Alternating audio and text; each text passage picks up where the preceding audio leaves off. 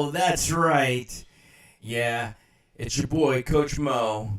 We're here live. And we have a really special show for you all today. We have a new sponsor. We're going to showcase them in just a little bit here. They're going to be one of our main sponsors for one of our segments today. We are also going to have a few new features that we have here on Mic'd Up Monday. So first, what are we going to talk about today?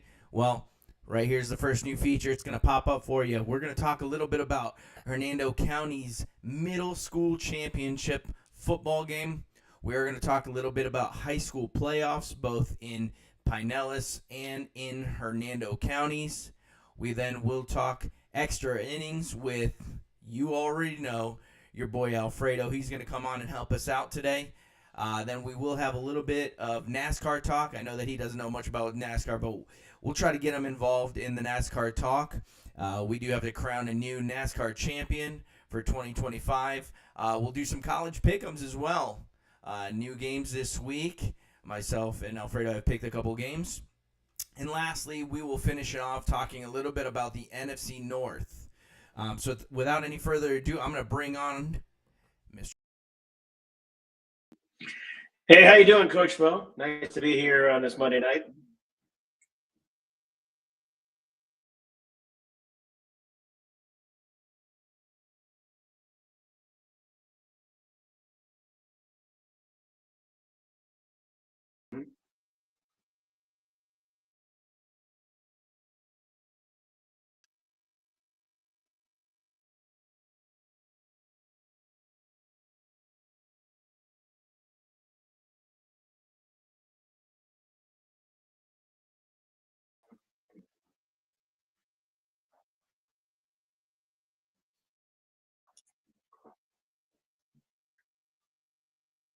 Sure that that's why I couldn't hear myself speak. That's why nobody could hear me on YouTube. So, all right, here we go. So, without any further ado, let's talk a little bit about middle school football. Alfredo, I know that you don't know much about it, but it's okay, because I have to tell you, those Explorer Bobcats took care of business when it comes to the championship game. Yes. Listen, I'll tell you, it was a hard-fought game, especially for the first three quarters. The Leopards ended up scoring first. In the first quarter, they blocked a punt, and then they ran and it got blocked into the end zone, and they just picked it up for a touchdown. So that's what their touchdown. They didn't score any offensive touchdowns, so it did rain earlier in that day, so it was tough. But at the end of the day, I got to show you what we got here. A little back-to-back champs here.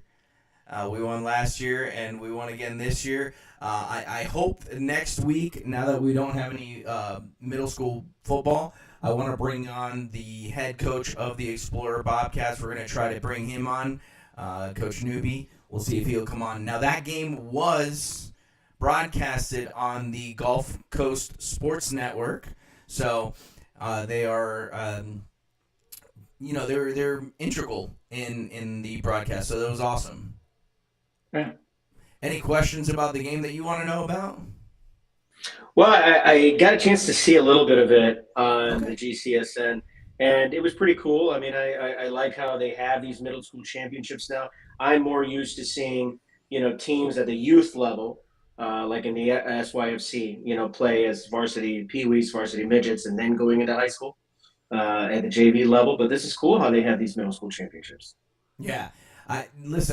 Hats off to the Golf Course Sports Network. I was able to actually broadcast the game on Thursday. It was a high school game, and we'll talk about that in just a little bit. But yeah, so the Bobcats did go back-to-back champs. I'll try to talk to the head coach. We'll see if we can get him on next week and talk a little bit about the game as well. So that is the first thing that we have lined up for you guys today, was that middle school football. But we can't have middle school football without some high school football as well. So we are going to talk a little bit about some of the schools here that have made the playoffs. I think we are going to kick it off with the Pinellas County schools. So as you can see on the screen there, we have all the teams that made it up into the playoffs.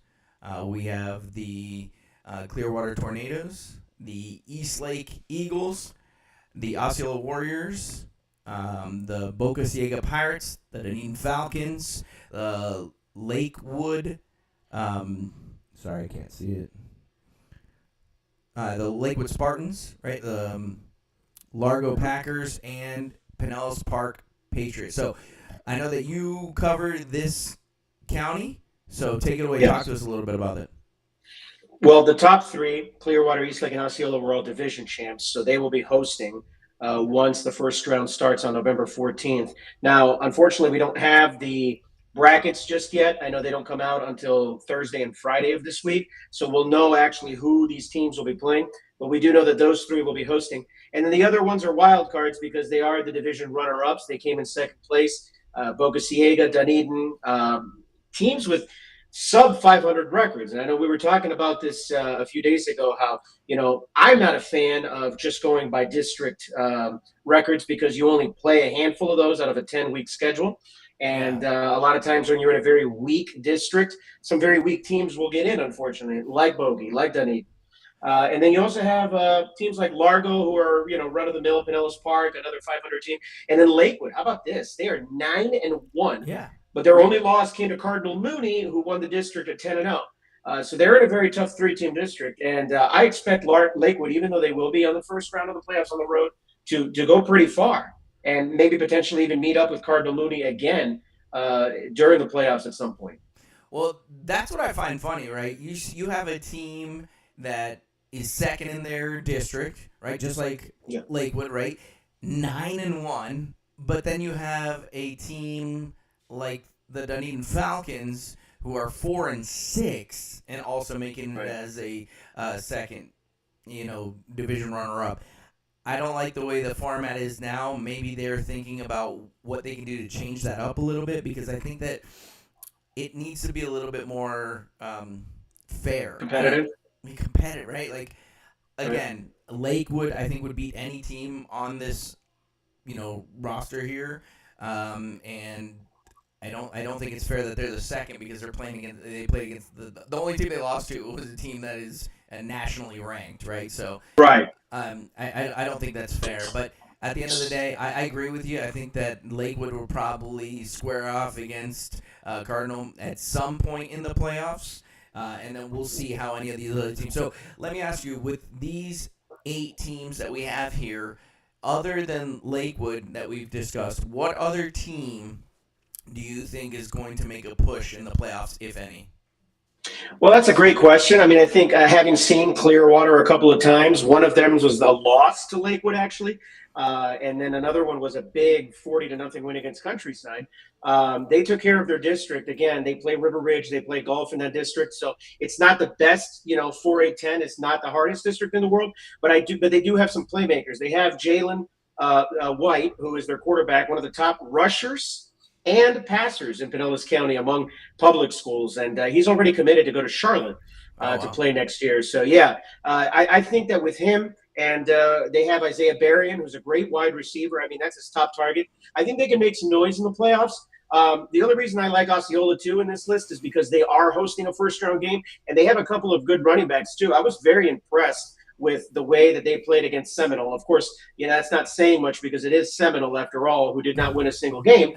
But Osceola, but if you look at the rest of their schedule, Osceola did have to play against Bradenton Southeast, who's in their district as well. They played Pinellas Park. They played a lot of other teams that did make the playoffs also, and they competed very well against them. So I like Osceola too. Again, once you leave the county, though, things seem to get a little bit worse for some of these teams. Yeah. And let's not forget about the teams that are not listed on here, that are the schools that are the religious schools, the private schools that also made it from Pinellas County. You still have a handful of those. I mean, St. Pete Catholic, the Barons are in. CCC, Clearwater Central Catholic, they're in. Northside Christian, they're in as well. Indian Rocks Christian, Calvary Christian. That's 5 other schools in the county as well. So if you add them, you have 13 schools, right, that have made the playoffs from Pinellas County, which is incredible. And I do look to have CCC and St. Pete Catholic also go very deep into the playoffs in their classes as well, just because they're so stacked and they can get guys in other fashions than the public schools can. Listen, I think that CCC is the equivalent to the '90s Bills for some reason. They are. They seem to make it to the championship game year after year. They just, I don't know, they can't find the spark. I don't even know what to call it, right? To just get them in there. So that's going to be interesting as well to see if they can make that last push. Three straight state championships, and they've lost all of them. Pinellas County is still without a state championship in the history, and that's mind blowing. Yeah. Mind blowing. I mean, just a few years ago, Polk County had 3 champions in the same year. When Lakeland, Lake Wales, and I forget which others, but 3 state champions from the same county, and Pinellas County has never had one. Not even from the big schools, not even from the private schools, never. Yeah, and they've been playing football for over 100 years, Alvin. And I think that one of the teams that stands out to me was in the, I think, late '80s. That Dunedin team, or mid '80s, I think.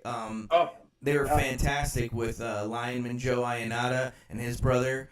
They also had Stacy Simmons come out of there. So they had the talent to win. They actually finished second. Again, they also were runners up, right? So I think Pinellas County has some kind of curse on the Tarpon. Tarpon's another. Yeah, Tarpon Springs is another team that has been to the championship game. So we've had teams that have made it. I mean, obviously CCC seems to make it every year, but they just have not been able to hoist that trophy. And it'll be a great day when some Pinellas team wins, and hopefully we don't have to wait another 100 years. Yeah. So we did talk a little bit about the Pinellas teams. Now let's switch gears to Hernando County. That is my county. I've seen all 4 of these teams play this year. We have Nature Coast. They finished first in their division at the 3A9. They finished with an 82 record. The Leopards as well finished first. They finished with a 7-3 record. Now I did do color broadcasting for the GCSN for that game, the Nature Coast against Hernando rivalry game. It was a cold Thursday night, the day before Halloween. So listen, here's what I'll tell you. Hernando has R.J. Jones. Again, a kid is sick. He's good, and he's only a sophomore. He had over 150 yards rushing with 2 touchdowns, and their quarterback, Cassius Williams, he ran for 198 yards, 2 touchdowns, and he threw for a touchdown as well. So look for Nature Coast to at least make it through the first round, maybe the second round. I don't know how much of a push after that they can make, but the Leopards also finished first. But they were hurting. They were hurting against the Sharks. It was funny because the year before, last year, they went into the Shark Tank and absolutely took care of business. For the Leopards. So they won, and I think Nature Coast wanted to return the favor this year. They have a quarterback. Yeah, what a difference. Yeah, absolutely. They have a quarterback who is on fire. He is great. He's a big, tall kid. He was our spotlight for the halftime show. He's got the receivers. The protection just wasn't there. Nature Coast was all over it. It looked like they had been reading the playbook for some reason. I did see Springstead Eagles. I've actually seen them like 4 different times this year. I've seen them win a couple games. I've seen them lose a couple as well. But they finished second in their division, 4-5 overall record. I mean, we'll see. We'll see. That's what I can say about them. Nature Coast, although I haven't seen them, I know that they do play in a semi-weak district, if you want to be nice, with Dunedin, who made the playoff. And then you also have, though, Hudson, who has struggled this year as well, and Anclote. So, not to say that they're not good. Right. Nature Coast is a decent team. They just happen to play in a very weak district. Sure. But they showed, right, in that game that you were at against Hernando, another district champion who had only lost 1 game coming into the year, right, that they just took care of them. So, they did. They did. I wonder how Nature Coast is gonna do this playoff season. Yeah, we'll see. We'll see how they fare in the playoffs. The other team that I saw play was that Wiki Wachi team. The week before I saw them play at Hernando, and it was a tight game. I mean, they both finished 7-3. Hernando won their division. Wiki Wachi finished 7-3 and lost their division. In second place. So both made the playoffs. They will be traveling for their first game. We'll see how they all turn out. But overall, I would say it was it's a good, showing, from the Hernando teams, if you think about it, because there's 5 in Hernando County. The only team that didn't make it was Central. So, we'll see. I mean, that's great, and I'm so looking forward to these brackets coming out. I mean, the season's already over, so I wish they would have already, but they have to wait until the rankings come out before they do that to see, because there are some at-large bids that still have to be announced. And I mean, it's going to be like, waking up to order the new iPhone. That's how exciting this kind of thing is. It's going to be great. I'm going to be all over these brackets. Yeah, I can't wait till they come out too, and that's going to be something we talk about next week. Is going to be the brackets, and because no games had been played by that time yet. The state decided to put in a bye week because last year, because of the hurricanes, they had to push everything back because there was no bye week. So they decided to do it this year, and lo and behold, they didn't need it, obviously. Right. But yeah. So what worries me is somebody like Clearwater, for instance. So I think they'll be fine. But Clearwater had to bye the final week of the season. So they're actually getting 2 weeks off. So is there going to be any kind of rust in there? I can't say that for other district winners like Osceola and Eastlake, obviously, who are going to do well. But Clearwater is not going to play for 3 straight weeks. Yeah, that's crazy to me. But, I mean, like I said, maybe that gives them time to heal. Maybe they had some guys that they could have, got better. There's a lot of things, especially with, like, if you watched the NFL yesterday with Jaden Daniels breaking his elbow, that was a massive break. I feel very bad for that young kid. We'll see. I hope speedy recovery for him, so that we can get him back on the field. It's so sad to hear about. I didn't watch the game, but I heard about it, and the only thing I could think about, wow, Detroit's going in there next week, and they're not going to have to face Jaden Daniels. So I think that's a leg up for the Lions. Absolutely. Well, it has come to that time. It is time to talk a little bit about our sponsor. This is the first sponsor that came on board, so I'm pretty happy to have them on as our sponsor. And they are going to sponsor this next segment of the show, the Extra Innings with Alfredo. So here it is, a word from our sponsor.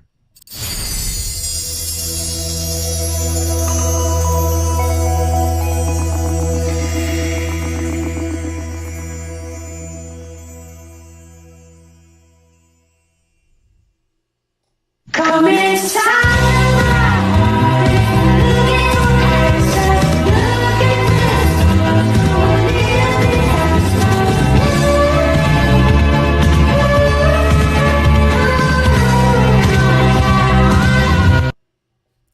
So thank you very much for A&M Tours and Travel for sponsoring the show today. If you do have any questions, please reach out to Alfredo Moente. He is our dad. He sponsored the show today, so thank you very much for that. You can call him 727-4555-662 or visit amtoursandtravel.com. He is a travel agent, so reach out to him if you have any travel needs. Now, without any further ado, let's go into that segment that we like to call Extra Innings. Swing a deep drive to left field, way back to the wall, it's gully, gone! Home run! Well, this one didn't pan out the way that we thought it was going to pan out, or at least not for you. Remember talking about... Yeah. I mean, you can follow a sport as closely as you can, but then, you never know what's going to happen. Yeah. It's crazy what happens on the field. Well, talk to us a little bit about the World Series.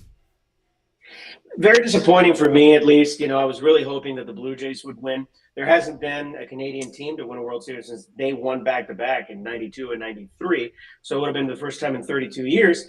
And they came oh so close. I mean, they had a 3-2 series lead going back to Toronto. They only needed to win one of two at home.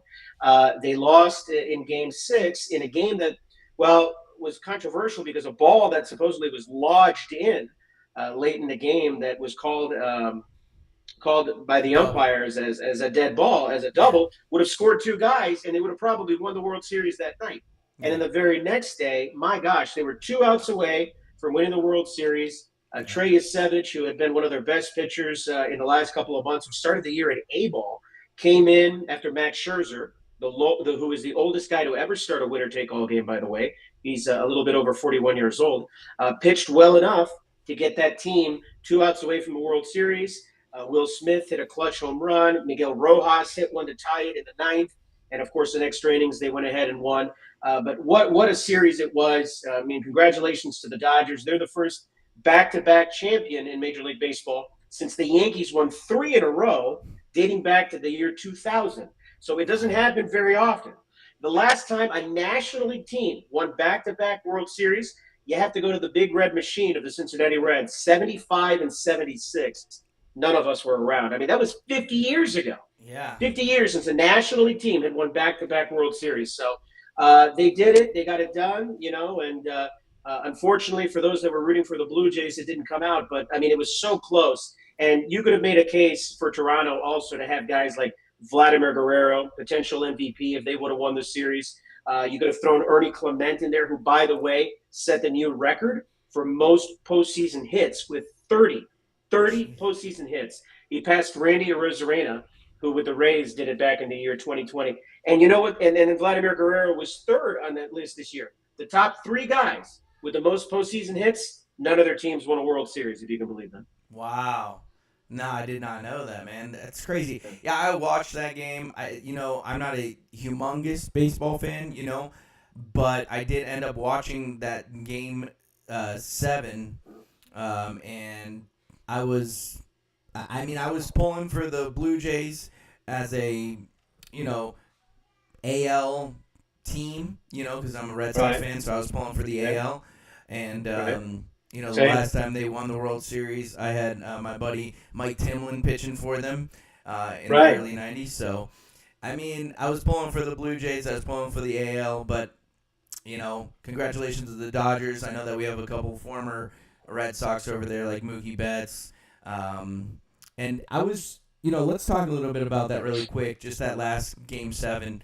I like I said, I don't watch too much baseball. Right, but Ohtani did not do as well as I anticipated watching him do on both sides. Pitching, I don't think he did well, and hitting wasn't like wow, So his best series.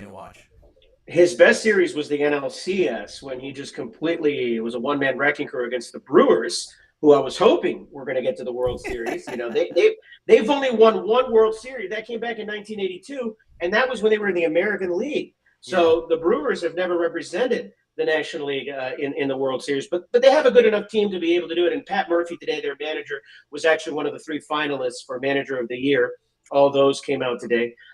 Yoshi Yamamoto won 3 games in the World Series. 3 of the 4 winning decisions for the Dodgers came from Yamamoto, who was the MVP of the series.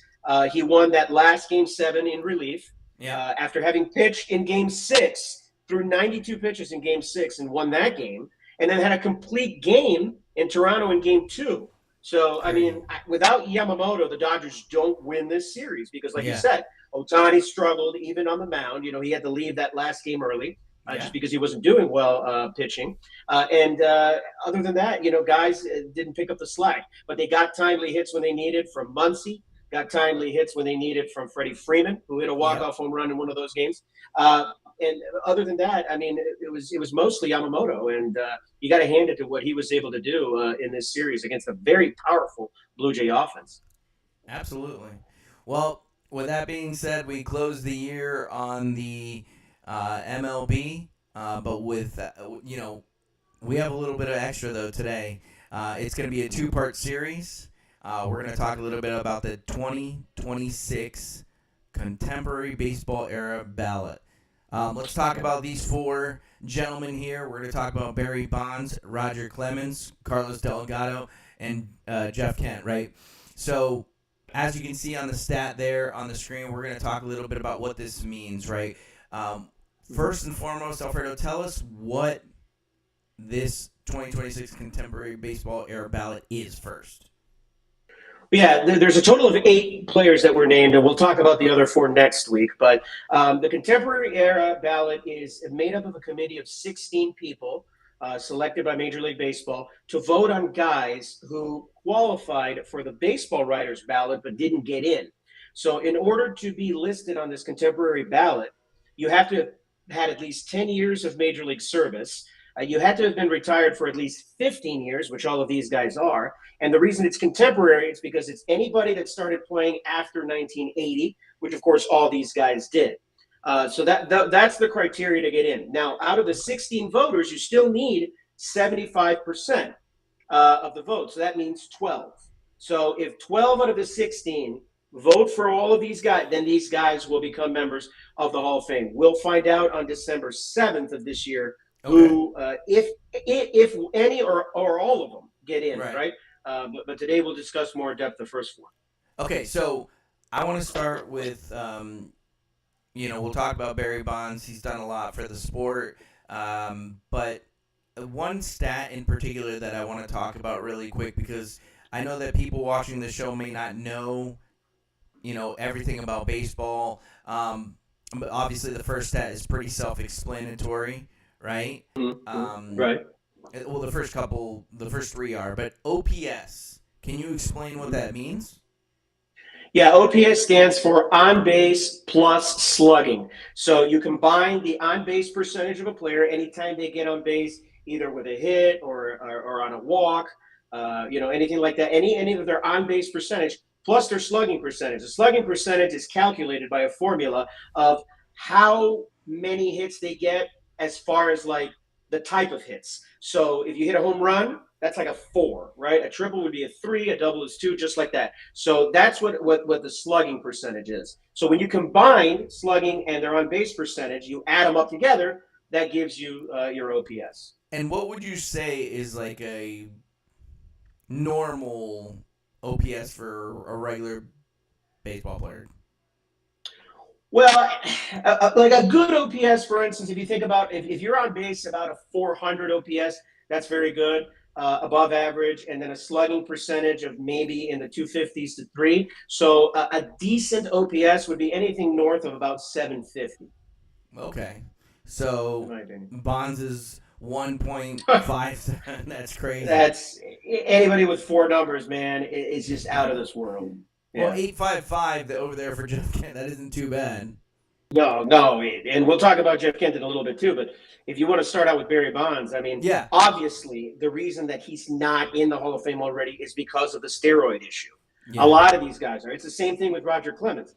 I mean, Barry Bonds has won more MVPs than anybody in the history of baseball. 7 MVPs, and a few of those were with the Pirates before any of the steroid allegations even started. Yeah. He also has the most walks of all time, the most intentional walks of all time. Out of those 7 MVPs, he won 3 consecutive ones with the Giants in the late 30s, early 40s. I mean, that's hard to do once your body's already starting to regress. And then this is also a guy who his WAR, which is wins above replacement, how many points would you get? How many wins would a team have if that guy was in place of a replacement level player, which could be a backup or maybe somebody in AAA. And among anybody that was just a position player, he has the highest WAR of all time at 162.8. And you play 162 games in a season. So can you believe that? He has the highest WAR for anybody. He's better. He's a whole season better than any replacement player, which is mind-blowing. Yeah. Babe Ruth has a higher WAR than Barry Bonds, but Babe Ruth was also a pitcher before, and so that adds into it. Barry Bonds has always been a hitter. So for anybody that was just exclusively a hitter, he is the all-time leader in WAR, second all-time behind Babe Ruth. Has probably one of the best cases as one of the best position players of all time. I think he's definitely one of the top 5 outfielders, in my opinion, ever. And obviously, if not for the steroid allegation, this man was a first ballot Hall of Famer. How could he not be? Right. Yeah, absolutely. I love that. Well, Yep. we'll see if he gets into this contemporary baseball era ballot. We'll see in December.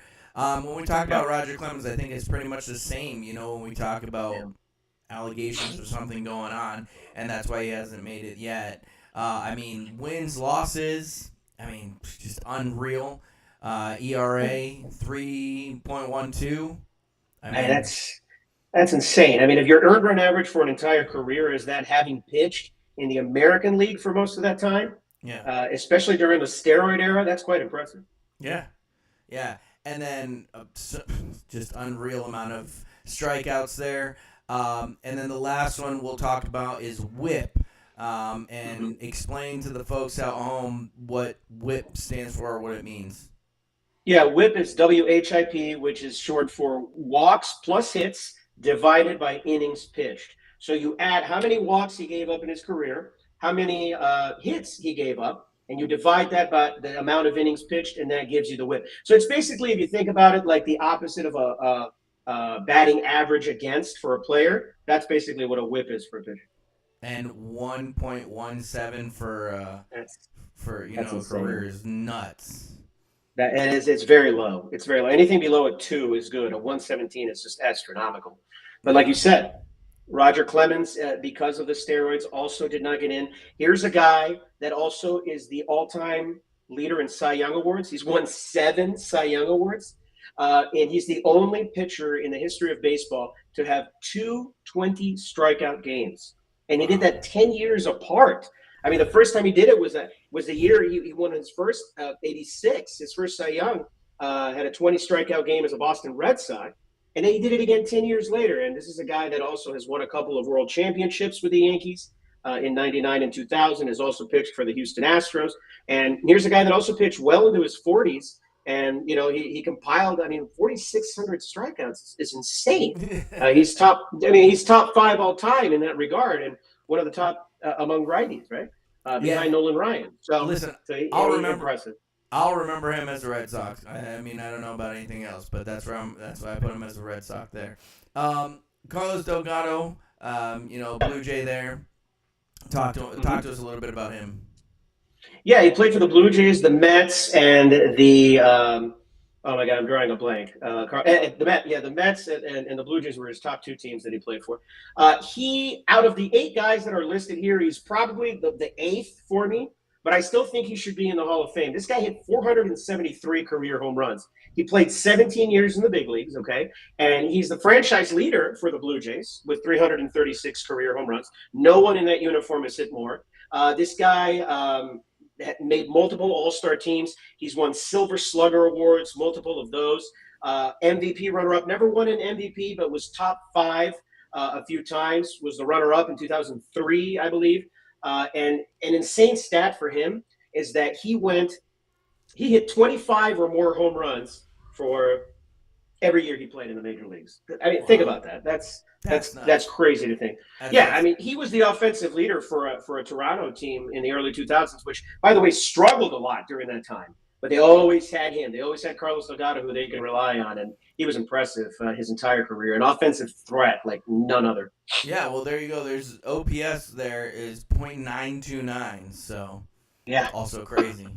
Almost in that 4 digits right there, man. That's crazy. Yeah. Right. And last, we'll talk shortly about Jeff Kent. Talk to us a little bit about Jeff Kent from the Giants. Well, Jeff Kent, to me and to many people that follow baseball, is the best offensive second baseman in baseball history. You can think of all the second basemen that ever played, and he's not in the Hall of Fame, which to me is crazy. And I think he gets in here. He has to get in. Jeff Kent was the National League MVP with the Giants, and he played with Barry Bonds. Think about those 2 guys in that same lineup in the year 2000. Now, his 377 home runs may not seem like a lot, but for a second baseman, and he wasn't a big guy, that's the most ever for a second baseman. He started his career early with the Mets, played most of it with the San Francisco Giants, I think after 97. But look at this. The .290 career batting average, for an entire career, that's fantastic. For somebody that actually struck out a lot, too, obviously, for being a hard hitting second baseman. He had 5 All Star selections. He won 3 Silver Slugger awards with the Giants, 4 total. Like I said, the MVP in 2000 and an amazing OPS there, as well as 855 for a second baseman. I don't know why he's not in yet. A lot of the media didn't really like him very much. He wasn't a likable guy, like Bonds as well, like Clemens. No, I'm serious. I mean, nobody liked Clemens as in the media. Nobody liked Bonds. And really, Jeff Kent, nobody liked him either. Yeah, but think about it. A lot of people in the media, including yourself, didn't like Ken Griffey Jr. Okay. Well, but Ken Griffey Jr. was never linked to steroids. And, obviously that's why he was a first ballot Hall of Famer. Crazy, but and he was really good too. Come on, let's not forget that. He makes a claim for being the greatest Mariner of all time, and that's in a room with Ichiro, Alex Rodriguez, Randy Johnson. No, Ken Griffey Jr. is up there among the best outfielders of all time. Yeah. Well, okay. Well, ladies and gentlemen, this was the first installment of the 2026 Contemporary Baseball Era Ballot. We'll talk about the next 4 gentlemen next week. And ladies and gentlemen, this has been Extra Innings with Alfredo. Swing, deep drive to left field, way back to the wall, and it's going, gone! Home run!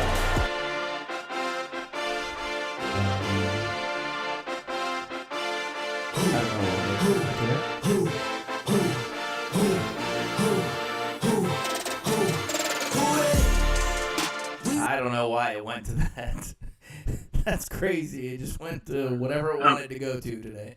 One last thing, Coach Mo, that I want to tell people that were watching this segment is that these special committees, and there's 3 special committees, are on a 3-year cycle.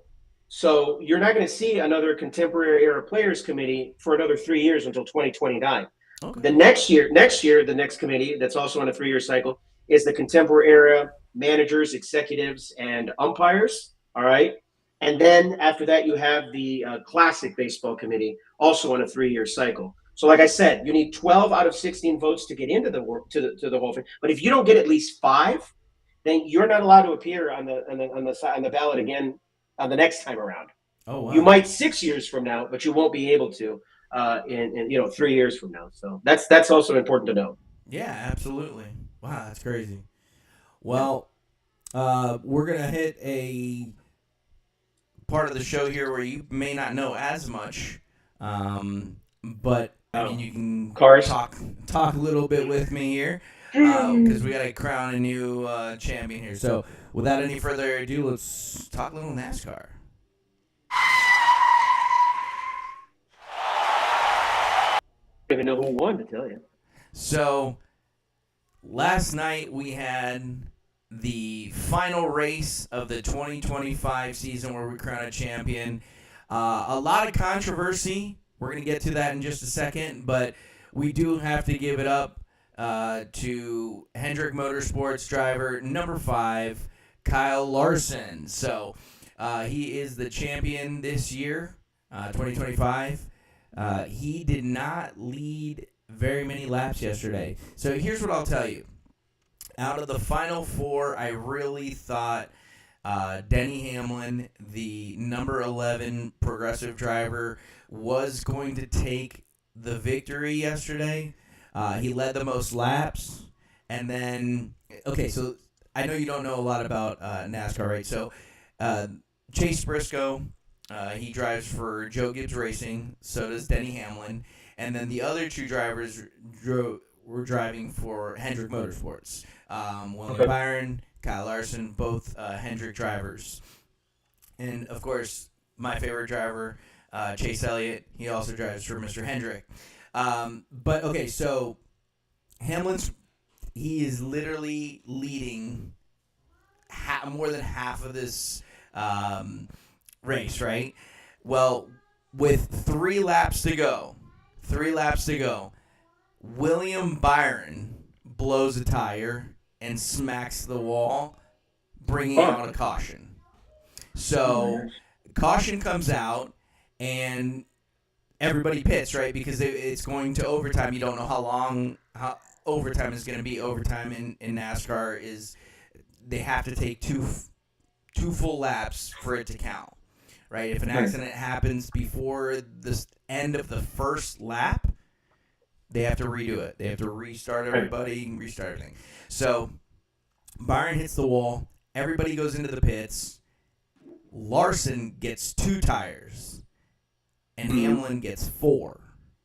So now Hamlin, instead of coming out first, comes out 8th. Oh my gosh. And Larson comes out, I think, 3rd or something. I was like, oh no. And in this Larson didn't win the race. Ryan Blaney won the race, but it didn't matter. It was the best one out of the top 4. That's how they crown a champion. And Larson, I think, finished 3rd, but it didn't matter because he won the whole thing. So, and I think Hamlin finished like 6th or something. Crazy though. This dude's been in, the sport for 20 years, and he's finished runner-up or in the top 4, a lot. Denny Hamlin? Yeah, I kind of feel bad for him. Like Larson's, this is his 2nd championship. You know what I mean? Wow. And he's only been around for 6 years. And guys like Denny Hamlin, who started their career back in 2007, has no championships, right? And he's That's crazy. It's hard. Yeah, it's so hard, right? And this dude has 60 career wins in the NASCAR Cup Series. Like, unreal, man. I feel bad for the guy. I'm not a fan of his, but at the end of the day, being in the sport for 20 years and coming up, literally 2 laps short of winning because he was in the lead when the caution came out. So all he needed was 2 more laps. It was funny. I was watching the recap. They were talking, and Byron came out, and the first thing he did was apologize to Hamlin, even though they're not on the same team, right? Byron is on a team with Larson, but he apologized to Hamlin because if he doesn't blow that tire, Hamlin wins his first championship. So that's crazy. Unbelievable race yesterday. Chase led a couple laps yesterday. I was pretty happy about that. He started 17th. He went backwards at the beginning of the race and then started moving forward. So I'm happy that Chase Elliott? Yeah. He started 17th. Chase Briscoe. No. Dude, Chase Briscoe crashed in practice, so he had to go to a backup car, so he started in the back. He drove all the way to 2nd, blew a tire in the 2nd session, and then came back up to 2nd, and then the caution came out. Everything went nuts there, and it was crazy. But hats go the guys off that to Kyle finished Larson. 1 and 2, are they both Hendricks Motorsports? No. I'm telling you, No? the person who won the race was Ryan Blaney. He drives for Chip. I don't know who Blaney races for. No, but I mean like the 2 that finished 1 and 2 overall. Yeah, Larson overall. No, Larson won out of these 4. Hamlin came in technically 2nd out of these 2. Okay. Byron blew the tires, so he had to switch tires. He finished like 20th, and I think Briscoe finished like 12th or something like that. But at the end of the day, congratulations to the number 5 Kyle Larson team on your 2nd championship. We'll see next year. We're gonna cover NASCAR pretty hardcore next year too. So I'm excited to talk some more NASCAR with you. Maybe you can learn a little bit and have some more input on it. You know what I mean?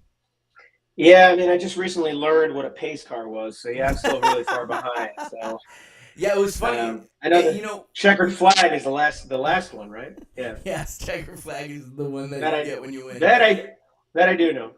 But the thing that really sucks, not just about the Cup Series, but the Xfinity Series, the kid, number 88, Connor Zilic, had led all year long. Number 1 all year long.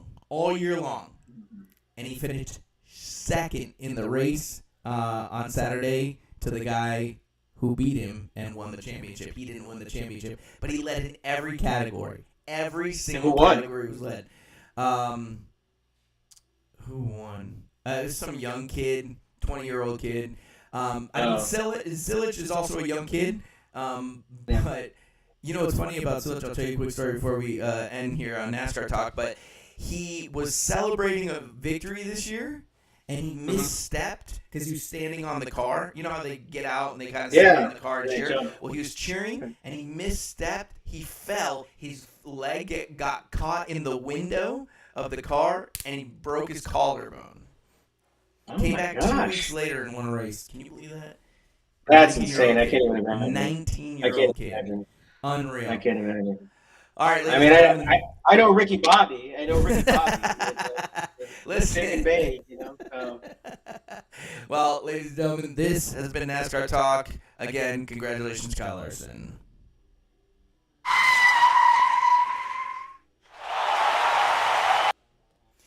All right, man. Well, you know, it happens. You know, we're learning a little bit about everything, right? Yeah. But we do have we have 2 more segments left. We'll talk really quick. We're gonna go right into our college pick. Here we go.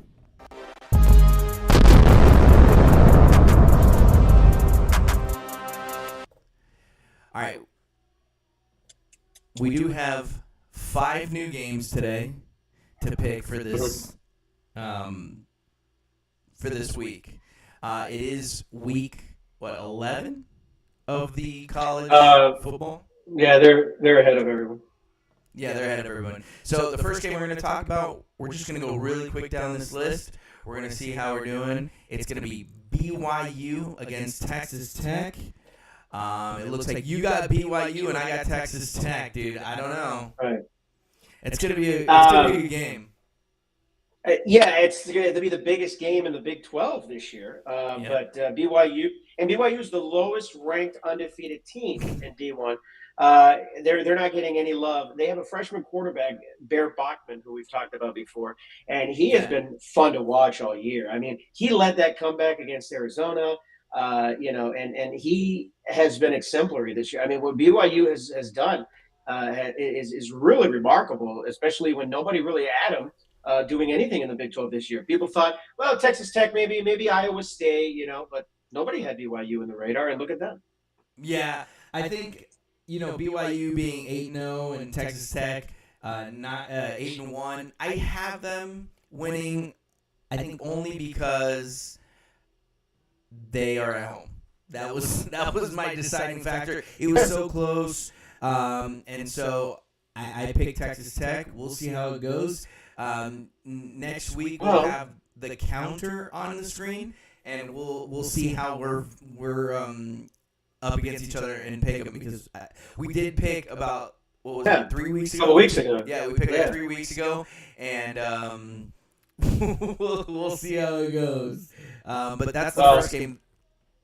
And it's important that home field advantage that you talked about, because BYU has one of the best home field advantages out in Provo. Yeah. Yeah, like I said, that's the reason that I picked them. But we'll see. We'll see how that goes. Here's a game that we picked I think. Texas A&M against Missouri. It looks like we both picked Texas A&M. I think being ranked third, of course, gives you the leg up for me. Missouri has played well. You know what I mean? Yes. With a 6-2 record, they're playing at home. I was thinking about maybe an upset. I don't know. Missouri did. They hung very tightly with Vanderbilt as well a couple of weeks ago. But I'm going to go. This might surprise you, what I'm going to tell you. But I think right now Texas A&M is the best team in the country. I think they're the best team. I think they're better than Ohio State. I think they're better than Indiana. If you compare their records, all right, you have a team. Indiana, who is undefeated still, and Ohio State as well, they're good, but their overall schedule does not favor them as being the best team. Texas A&M has to go through a gauntlet in the SEC. They have some very tough games that they've won. I mean, they beat Notre Dame. They barely beat them, but they beat them when they were 8th. Then they beat Auburn. They beat Mississippi State. I mean, they killed Florida, and they got through Arkansas. And look at what they just did to LSU. I mean, I think that what happened last week in that LSU game that got Brian Kelly fired, I think that really showed what Mike Elko's team can do. They can go on the road into Death Valley at night in that crazy environment and win that game 49-25. I mean, come on. I mean, the hardest games obviously are the Missouri and the Texas game for them, but they have rolled over everybody, and I love what they're doing at Texas A&M. Kyle Field is one of the top home field advantages in all of college football, and I think right now, because of their schedule, because of who they played, and still being undefeated, I think they're better than Indiana and Ohio State. Wow. Yeah. Well, Yeah. we'll see how they venture this week. Again, we both have them, so we will see how they do. This next team, dude, I'm telling you, I was almost with you on this. I couldn't do it. I just couldn't do it. I wanted to. I really did. I really wanted to pick Syracuse. I just think Miami's just too big, too strong to handle, for Syracuse to be able to beat them. I know that they've lost to two unranked teams. I hear that, but they are. Yeah, we were watching that SMU game together the other day. Yeah, right? yeah. But again, yeah. I don't believe they should be ranked 18th. But at the end of the day, they are, and they're playing at home. We talked about this the other day, okay? We talked about this the last time we talked about this, where, Oregon came back and, beat the crap out of the next team they were playing.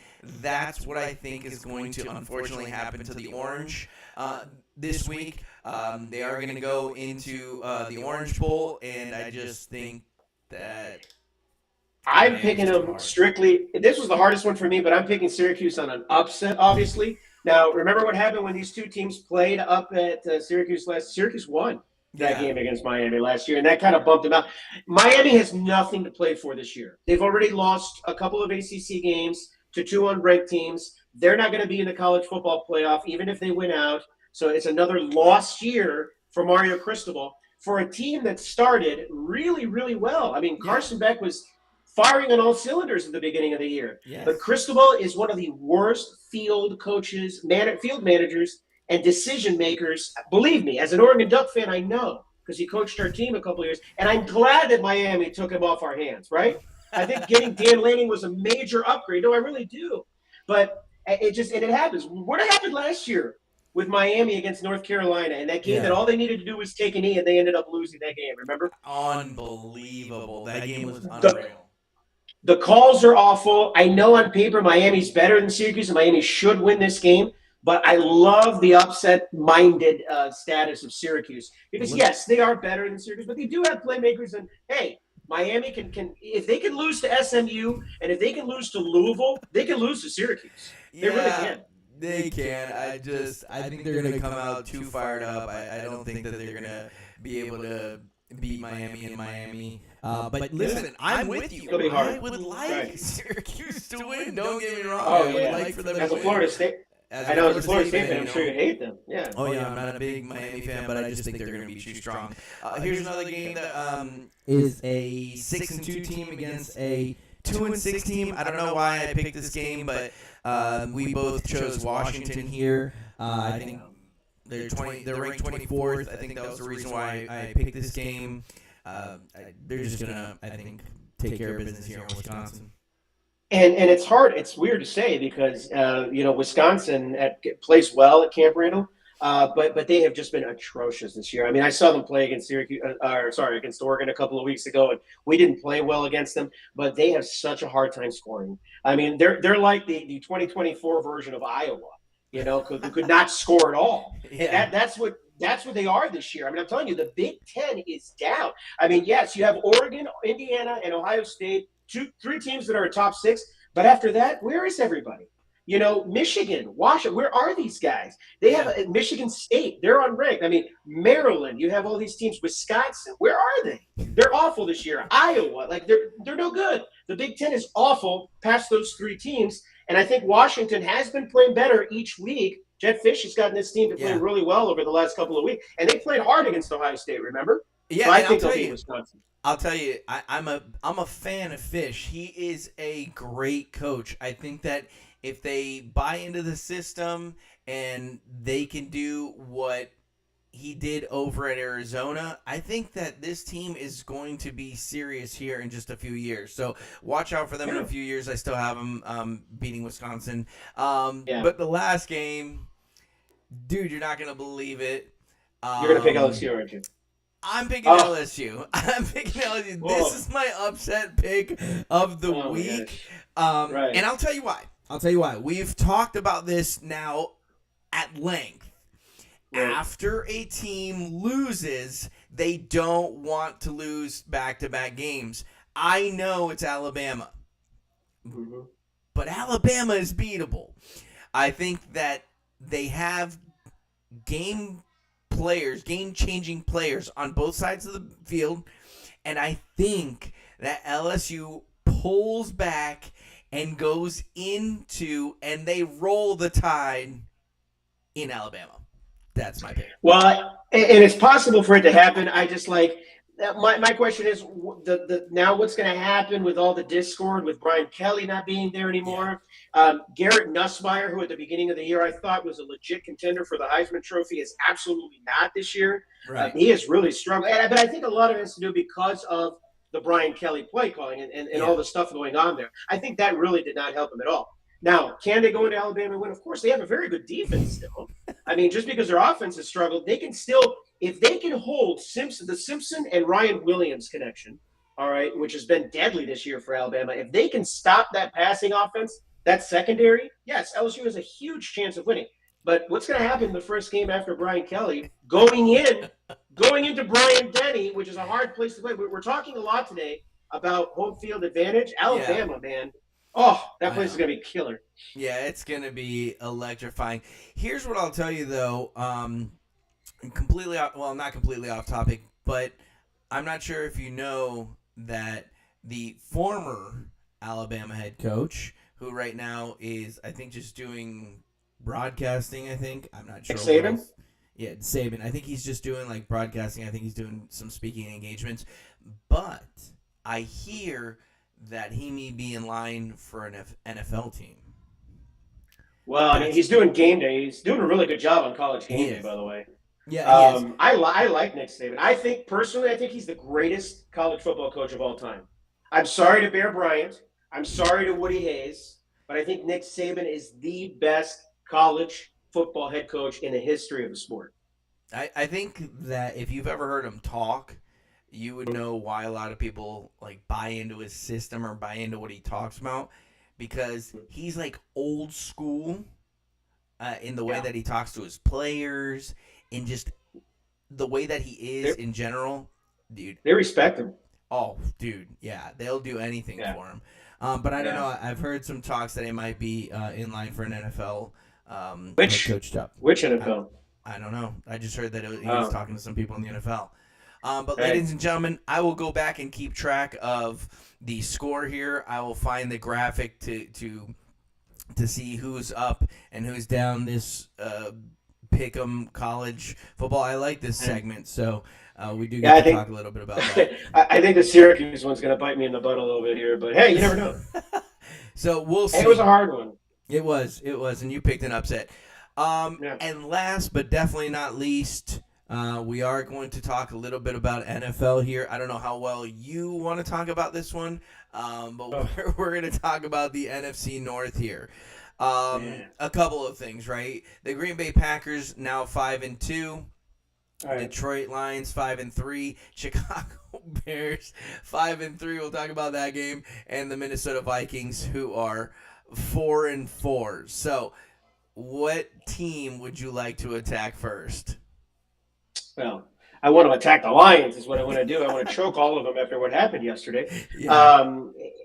Awful loss, probably the worst loss of the year, even though they did lose in Green Bay earlier this season. But it was expected that they would not play well in Green Bay and in Kansas City. It was not expected for them to come home after a bye week and have their worst day in penalties, their worst day in rushing, and their worst day up front with the offensive line. And I know Taylor Decker's been hurt, but Jared Goff looked like a China doll up there yesterday. I mean, they could not guard him for his life. I mean, they were not blocking well, and they were very I don't know. They were very undisciplined in that home game, a game that they should not have lost. I mean, they should have won by 2 touchdowns. But because Green Bay lost, they're still in the thick of it. And even at 5-3, the Lions could still win the NFC North because, I mean, look at Green Bay. It's almost mind blowing. How do you lead your division 7 games in, but you've lost to the Panthers and the Browns? Yeah, I don't want to talk about it, dude. I don't know. I don't know what to say.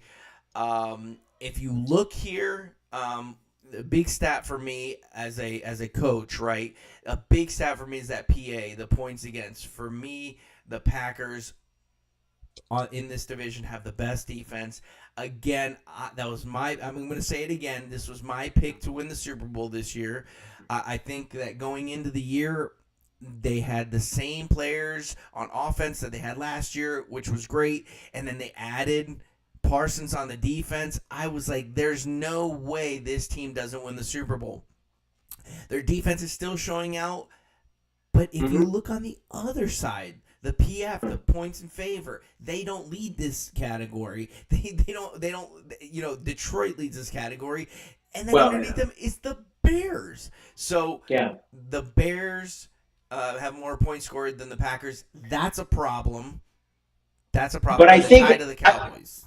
But I mean, it's only 9 points more for Chicago, and that's because they had to play a team that, like, the defense never shows up in Cincinnati.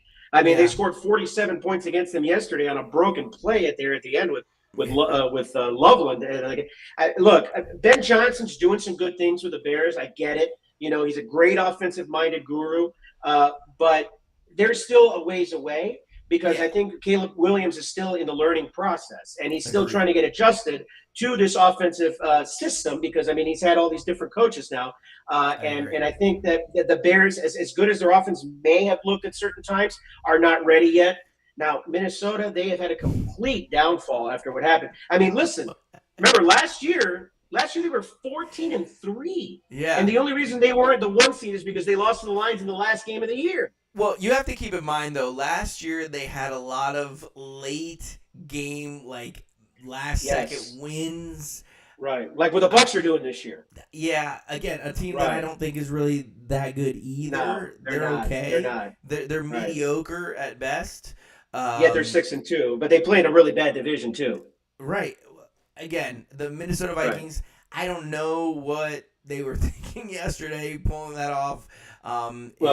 It screwed my picks, but at the end of the day, they scored a huge, road victory against a really good Detroit Lions team. I think that's probably their best victory of the year. Oh, it is. I mean, and you look at what happened just last week, that debacle that they had against the Chargers. But then again, J.J. McCarthy, I think, was the X factor for leading them to win here. The former Michigan Wolverine, who grew up a huge Detroit Lions fan and always envisioned winning a Super Bowl with the Lions, all he wants to do now is go into their building and beat them, which he did. And remember, this is only his 3rd NFL start. He'd missed the last 5 games with an injury. They had Carson Wentz in there. I mean, things were just going south. And he came into Detroit, ready to go. I mean, credit Kevin O'Connell. He had a good plan for them, and they completely stopped the offense. I mean, Jahmyr Gibbs did nothing in this game. David Montgomery didn't do much in this game. The play calling was horrendous. Like I said, they got to Jared Goff, and way too many penalties by the Lions. They were so undisciplined. And then Dan Campbell goes and says, they have to clean things up. I think it's a little bit more than cleaning things up.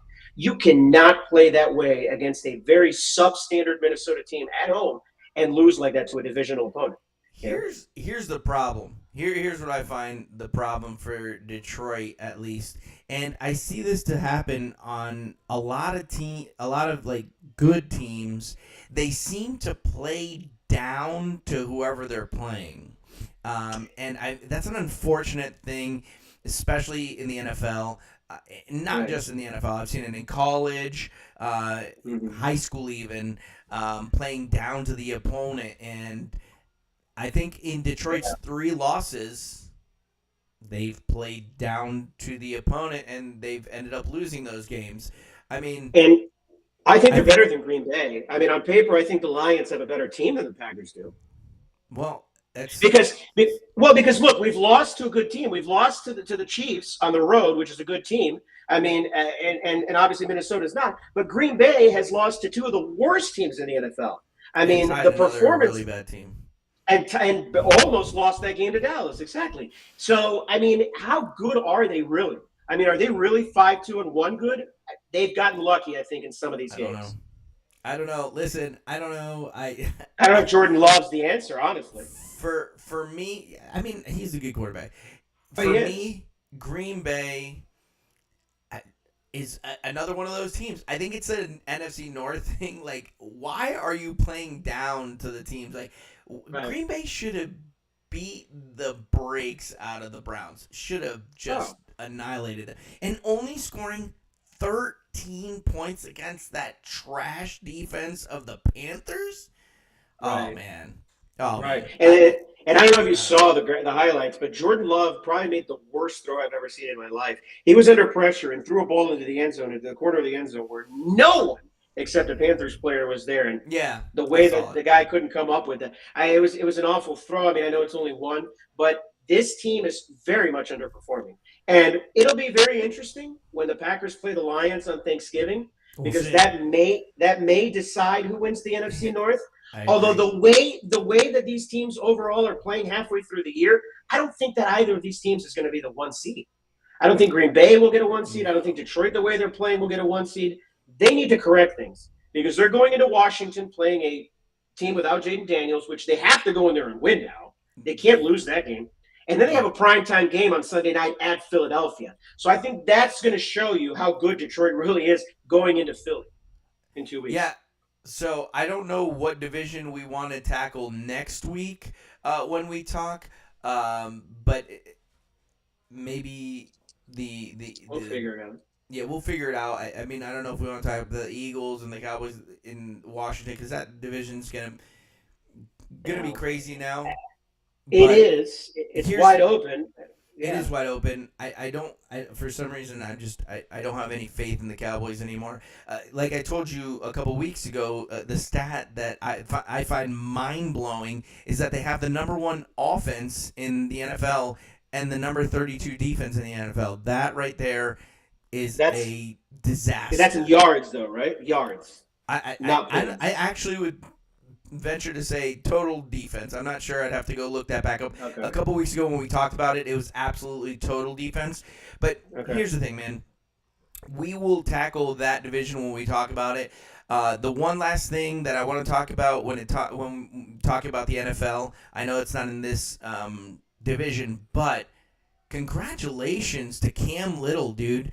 68-yard field goal, and he probably could have hit 70. I saw it. He went, wow. I don't know if you saw, but he hit a 70-yarder in the preseason, remember? Yeah. He hit a 70-yarder in a preseason game. But he's got the leg. He's got the leg, but think about it. If we're talking, two things. Number one, preseason doesn't count, so who cares? He could have made it from 80. I wouldn't have cared. Number two, last week he missed 2 30-yard field goals. Okay? Yeah. That's number two. And number three, Brandon Aubrey is the number 1 kicker in the NFL. Sorry. He is. He's the best kicker. Yes, I was just going to tell you. I was going to ask who you think is better, or who has a better leg. Not better overall, but I mean, I believe Brandon Aubrey's already. Hasn't he already nailed 5 60-plus yard field goals this year? Yes. 2 of them. I mean, he has single-handedly. No, listen, this is not funny, but he has single-handedly won a fantasy week for me. Oh, really? He had like 20-some points one week, which is crazy for a kicker. Yeah. I have him in my other league, and he's won me a couple of games as well. I don't know how he's doing tonight. I mean, obviously, I can't watch the game because I have YouTube TV, and we don't get ABC and ESPN right now. Well, they're in that dispute, and hopefully that gets settled soon because I can't even watch that game, the Monday night game. Yeah, the Cardinals are winning 3-0 right now in the first. It just started. Yeah, it's about 3 minutes left in the first quarter, but Kyler's not playing, right? No, I don't think he's playing. Yeah. But ladies and gentlemen, we've come to the end of the show. We talked a little bit about middle school champion, back-to-back champs here. We talked a little bit of high school football. We'll talk about that again next week. We'll take a look at who they're playing. Yeah, The we'll talk playoff teams about they're playing. the matchups. The brackets. We did get a sponsor this week. Looking for another one, actually. If you know anybody who's looking to sponsor, we are still open for some sponsor spots. I did talk to somebody today, by the way, that's looking to sponsor us as well. It's a pressure washing company, so maybe we can get them on board as well. We did some extra innings. We'll talk the other 4 Yes. baseball era ballots as well next week. And then, of course, we got to talk college pick'em, and then we'll pick another division in the NFL to talk about next week. Any last comments you got for us? No, man. I mean, it's been a crazy week. I mean, I know I've also been keeping tracks at the NHL, so I know maybe we can switch gears and talk puck drop in a couple of weeks because there's been some crazy starts. Like, I mean, the Red Wings, they're my team, but like, I mean, the Red Wings are 9-4. Like, what are they doing? Like, I mean, they've gotten some great goaltending. The Penguins are doing pretty well as well. I think they're leading their division. They're actually in the second inning right now against the Toronto Maple Leafs, winning 2-0. So, listen, we'll talk NHL too. That's absolutely on the board. Right. Now that we don't have NASCAR and we don't have middle school football anymore. So maybe college hoops, sometimes maybe a little college hoops. Yeah, that starts this week. Yeah, I saw Hall of Fame game today, Arizona and the Gators. That's going on right now. Yeah, that's going on right now. So, my final thing would be, if anybody wants to come to Gainesville next week, I don't know how far away you are, but on Sunday I'll be calling a doubleheader against Georgia Southern. The Florida Gators are playing 2 7-inning games on Sunday. Admission is free to Condren Family Field. So if anybody wants to come out, first pitch is at 2 p.m. In Gainesville, Florida. I'll be announcing the game. Yeah, and if you're looking to sponsor, we do have sponsorships available. You can reach out to me at Mic'd Up with Coach Mo 2 on TikTok. Same with the email address. You can email me at gmail.com if you want to get hold of any of us, or if there's anything you want us to talk about or you want us to interview somebody. I think that interviews are going to be a thing. Next week, I don't know if we're going to be able to have a show next week, actually. I won't be here. I'll be in Cleveland. Cleveland. I'm going to try to bring my computer. I don't know how well the internet's going to work. Maybe you can go to a Browns game. No, and see how bad they are in person. Or maybe I'll go to a Cavs game. Yeah, I'm going to try to look to go to a Cavs game next Thursday. They're good. We'll see how that works out. Yeah. But, again, thank you to our sponsor, A&M Tours and Travel. Thank you for sponsoring the extra innings with Alfredo this week. We'll look to get more sponsors in the future. So, again, if nothing else, it's been great, man. Yes, we'll sir. talk soon. Thank you. Appreciate it. Talking to you. Bye. Bye-bye.